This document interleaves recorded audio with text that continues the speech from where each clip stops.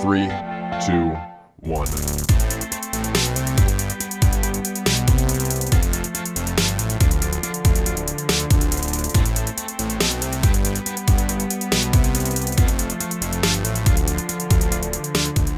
What's up, my net soldiers? I'm the Net Alliance. Today I wanted to kind of do a video that I've been asked to do a long time ago, and I always wanted to get to it, but I never really had the time, and so I decided to make some time now, so here it is. Before I go any further, I just want you guys to make a mental note, or even type in the comments if you really want to. Real quick, just tell me right now, give you a few seconds, you can pause the video if you want. To you, what does Skywalker and Kenobi mean? Okay, now we can begin the video. Whatever idea you thought when you thought of Kenobi and Skywalker, keep that in your head. I want to see how much that will change over time. Now, of course, us as fans like Obi-Wan and Anakin because they're Jedi, they're cool, you know, they're awesome. Of course, some of us may hate Anakin, some of us may hate Obi-Wan, but it comes down to it, everyone usually just likes both of them. Now, let's look at the names Kenobi and Skywalker from the standpoint of a character actually in Star Wars. So let's just put us a random civilian on Coruscant. We're in the middle of the Republic. We love the Jedi because they have saved us and they keep the Republic running, right? I shouldn't say they keep the Republic running, they just kind of keep us safe. They keep all of us safe because we are all on this world, in this giant galaxy, at war with the Separatists, and we want to be safe. And that's what the Jedi do for us. Now, we hear that Anakin Skywalker and Obi-Wan Kenobi, they were war heroes of the Republic. Now, we hear about it in the movies and we see it in the TV shows, but we really only get a good representation of them actually being war heroes when you read the novelization of Star Wars Episode 3, Revenge of the Sith, which I actually did a video on comparing the movie to the actual book, so if you want to check that out. And this is what this kind of spawns from, so that's why I'm doing it. But when it comes down to it, I was asked the question, how does the entire galaxy view Anakin Skywalker? So I threw Kenobi in there too because it kind of reaches that in the book, so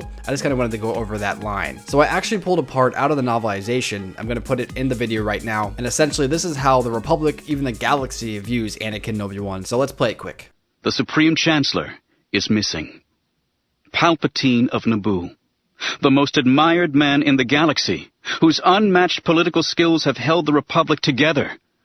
Beings across the galaxy watch and shudder and pray that they might wake up from this awful dream, because they know that what they're watching live on the HoloNet is the death of the Republic. Many among these beings break into tears. Many more reach out to comfort their husbands or wives, their creshmates or kin triads, and their younglings of all descriptions, from children to cubs to spawn fry. But here is a strange thing. Few of the younglings need comfort. It is instead the younglings who offer comfort to their elders. Across the Republic, in words or pheromones, in magnetic pulses, tentacle braids, or mental telepathy, the message from the younglings is the same. Don't worry. It'll be all right. Anakin and Obi-Wan will be there any minute. They say this as though these names can conjure miracles. Anakin and Obi-Wan, Kenobi and Skywalker. From the beginning of the Clone Wars, the phrase Kenobi and Skywalker has become a single word. They are everywhere. HoloNet features of their operations against the Separatist enemy have made them the most famous Jedi in the galaxy. Younglings across the galaxy know their names, know everything about them, follow their exploits as though they are sports heroes instead of warriors in a desperate battle to save civilization. Kenobi would rather talk than fight, but when there is fighting to be done, few can match him. Skywalker is the master of audacity. His intensity, boldness, and sheer jaw-dropping luck are the perfect complement to Kenobi's deliberate, balanced steadiness. Together, they are a Jedi hammer that has crushed Separatist infestations on scores of worlds. All the younglings watching the battle in Coruscant sky know it. When Anakin and Obi-Wan get there, those dirty Seppers are going to wish they'd stayed in bed today. The adults know better, of course. That's part of what being a grown-up is. Understanding that heroes are created by the HoloNet, and that the real-life Kenobi and Skywalker are only human beings after all. Palpatine is captured. Grievous will escape. The Republic will fall. No mere human beings can turn this tide. No mere human beings would even try. Not even Kenobi and Skywalker. This, then, is Obi-Wan and Anakin. They are closer than friends, closer than brothers. Though Obi-Wan is 16 standard years Anakin's elder, they have become men together. Neither can imagine life without the other. The war has forged their two lives into one. The war that has done this is not the Clone Wars. Obi-Wan and Anakin's war began on Naboo, when Qui-Gon Jinn died at the hand of a Sith Lord. Master and Padawan and Jedi Knights together, they have fought this war for 13 years. Their war is their life, and their life is a weapon. Say what you will about the wisdom of ancient Master Yoda, or the deadly skill of grim Mace Windu, the courage of Ki-Adi-Mundi, or the subtle wiles of Shakti. The greatness of all these Jedi is unquestioned, but it pales next to the legend that has grown around Kenobi and Skywalker.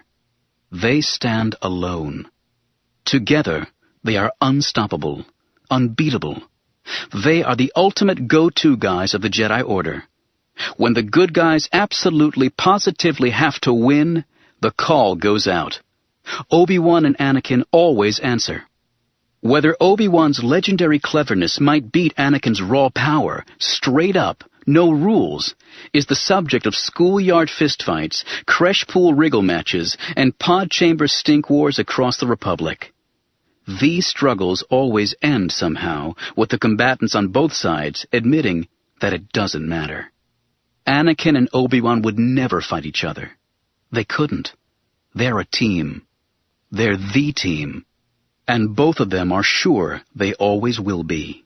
So as you can see, even kids on the playground are fighting over who would win, Anakin or Obi-Wan. And eventually we do see this, and like he says in the psalm, he says that these two would never fight because it doesn't matter because they're always going to be partners. Of course, we know they fight, but another thing that I think people don't really think about when they actually watch the films is that although us as fans and us as viewers, we know that Obi-Wan and Anakin fought. So to the rest of the Republic, Obi-Wan died on Utapau. Another thing people don't really know, or something that viewers don't realize that the rest of the galaxy doesn't know, is that Anakin is actually Vader. Like, we all know the story of Anakin Skywalker falling to the dark side and becoming Darth Vader, but the entire Star Wars galaxy, excluding a few people of course, has no idea. They all think Anakin Skywalker died, and Darth Vader came out of nowhere and he's extremely powerful and very scary, which is true. Darth Vader is pretty intimidating. But going back to the insert from the book, I have to admit I was actually pretty sad after I heard what he was saying. You see, the narrator was talking about Obi-Wan and Anakin and how good of friends they were and how they're pretty much unbeatable. He essentially said they're both really good, but together they're unbeatable, which I guess is true. We have yet to see both of them actually fail, excluding the end of Attack of the Clones, which I wouldn't actually count because technically Anakin was a Padawan, but when he becomes a Jedi Knight, that's a different story. And it's actually kind of sad that we didn't see this in the film. I mean, sure, we see Anakin and Obi-Wan, they're much more skilled than they were in Attack of the Clones, but we are only told they're war heroes. Of course, we can assume they are once we see all the stuff they do, especially when Anakin beats Count Dooku, but it still would have been really interesting to see the Republic kind of celebrating them. Like, for example, when Anakin gets off the transport ship right in the beginning, maybe there's some fangirls sitting there waiting for him or something, you know, even if it is something cheesy like that. I think that'd be pretty cool. It shows that they're rock stars because essentially they are. Obi-Wan and Anakin are kind of like, I don't know, Sonny and Cher. More relevant term, I'd say, that's like Goku and Vegeta. Or an even better term, they're yin and yang. They go together. Anakin's power and skill perfectly complements Obi-Wan's wisdom and maturity. And as you can see, they truly were the dynamic duo.